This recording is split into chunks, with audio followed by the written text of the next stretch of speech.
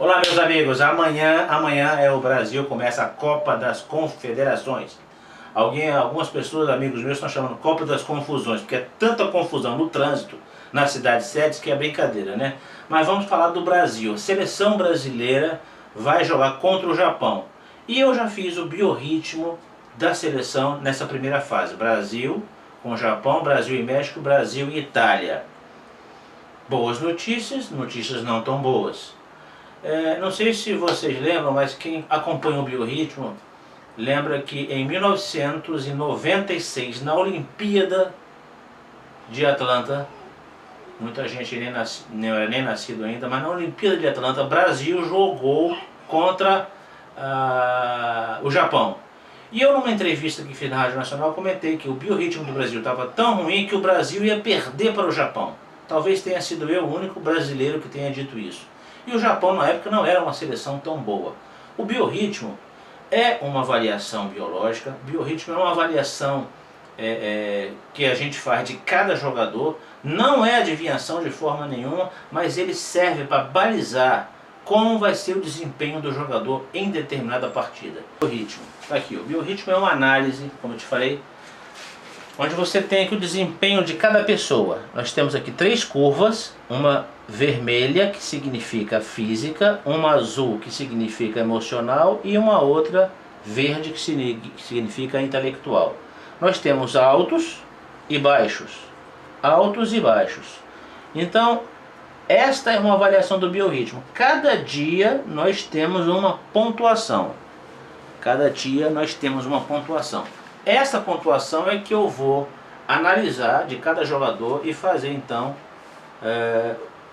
o prognóstico do desempenho de acordo com o biorritmo. Posso te garantir com 100% de acerto. Se a gente tem 23 jogadores, né, 3 goleiros e o restante dos jogadores, se nós fizermos a escalação de acordo com o biorritmo, nós sempre teremos 11 jogadores positivos em campo e 11 no banco. Então nós vamos ter sempre uma seleção campeã. 11 jogadores positivos em campo, nós ganhamos. Aqui é o exemplo, vamos ver se dá para vocês verem aqui. Esse aqui é o exemplo, o vermelho é o negativo. Essa seleção aqui foi a seleção que jogou contra o Japão em Atlanta. Eu vou só para lembrar aqui: Dida, Aldair, Ronaldo, Zé Maria, Roberto Carlos, Flávio Conceição, Juninho, Amaral, Rivaldo, Bebeto, Sávio. No banco era Ronaldo, Ronaldinho, Zé Elias, Luizão, Darley, André Luiz e Marcelinho.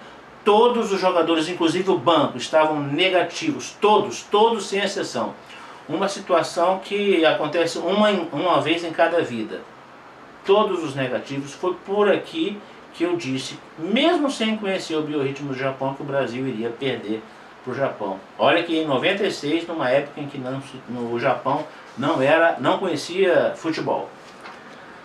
Vamos agora falar para o jogo de amanhã. Amanhã, o jogo contra o Japão, Brasil e Japão, é mais tranquilo, muito mais em relação a este de 96. O Brasil tem 70% de possibilidade de vitória de acordo com o biorritmo.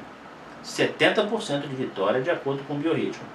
O que eu tenho que notar apenas aqui? Esta avaliação foi feita baseada na possível escalação titular que o Filipão vai colocar em campo. Os últimos jogos a gente tem visto que a escalação é Júlio César, Marcelo, Daniel Alves, Thiago Silva, Davi Luiz, Paulinho, Oscar, Luiz Gustavo, Fred, Neymar e Hulk. Baseado nessas jogadores, nós vamos ganhar da seleção do Japão. Isso eu estou afirmando que vai ganhar do Japão. Contra o México, nós já vamos ter um pouquinho mais de dificuldade. Não sei como é que está a seleção mexicana, mas nós já vamos ter aqui 8 jogadores na fase emocional. Já vou explicar a diferença entre físico e emocional. 8 jogadores negativos na fase emocional, ou seja, um time está jogando muito bem, de repente acontece um pênalti, um gol, e aí há uma desestabilização no time. Esse lado emocional do Brasil está fragilizado. São 8 jogadores negativos, 4 apenas no ritmo físico. Está numa condição razoável e eu acredito que aí a gente tenha 60% de possibilidade de vitória. Só para lembrar, na Copa América nós tivemos lá, perdemos pênalti à vontade. Todos os jogadores que bateram pênalti estavam em estado emocional negativo. E lógico, a pressão era muito grande. Então Brasil e Itália, o Brasil tem uma pequena vantagem em relação ao México, aliás. Brasil e Itália, aqui que está o grande problema. Esse é o maior problema do Brasil. Se o Brasil entrar em campo contra a Itália precisando ganhar, eu boto as minhas barbas de molho. A seleção brasileira não está boa para jogar contra a Itália. Pode até perder. Vamos torcer para que a Itália tenha um biorritmo ruim, pior do que o do Brasil, porque o Brasil tem 8 jogadores negativos no estado físico, que é a pontuação mais forte, e tem 5 jogadores no estado emocional negativo e 2 críticos. O crítico emocional significa perder a cabeça com mais facilidade. Então Brasil e Itália é a minha grande preocupação. Vamos torcer para que o time da Itália tenha um biorritmo pior do que o do Brasil. E lá no site também você vai poder calcular o seu biorritmo, vai poder calcular o biorritmo da equipe adversária.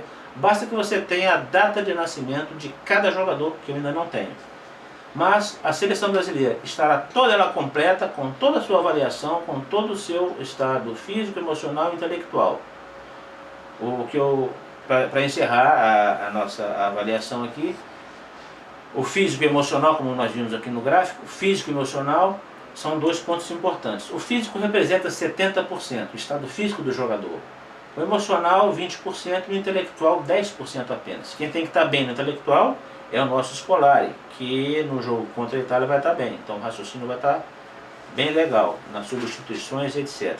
Gente, então essa é a nossa avaliação aí. Brasil, primeiro jogo Japão, tranquilo. Segundo, médio. Terceiro, Itália. Brasil e Itália já é o mais complicado.